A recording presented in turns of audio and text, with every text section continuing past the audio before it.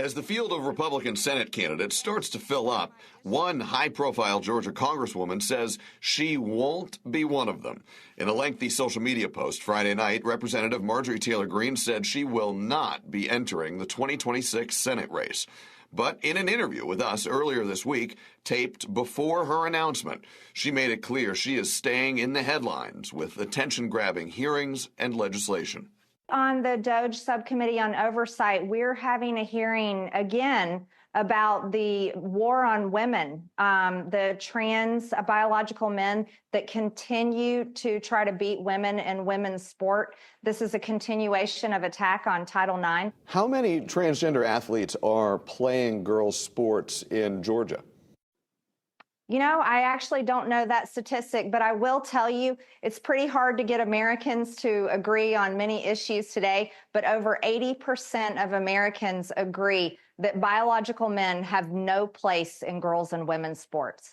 I do think it's worthwhile to, when we're talking about something that's been flagged by some, including yourself, as a problem, to drill down and try to get our arms around how big it is, what the scope of it is.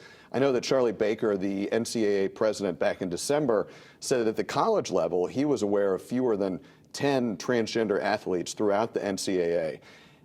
Is this a widespread problem? It's not a question, really, of how many trans athletes are in women's sports. It's the fact that that number should be zero. And this isn't a debate or an argument. Again, I'll say when 80% of Americans across the political spectrum agree that biological men, that these men dressing up as women, whether it's mental illness or some weird sexual fetish, they have no place in women's sport. I know, and you know as well, that there will be people who hear you talk about this, particularly using language saying weird sexual fetish, and find that offensive.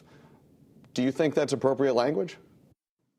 I absolutely do believe it's appropriate language, and it's the right way to call it, and over 80% of Americans agree with this. Today, obviously, is the DOJ hearing. Tomorrow morning, you have a bill on the floor. What is it?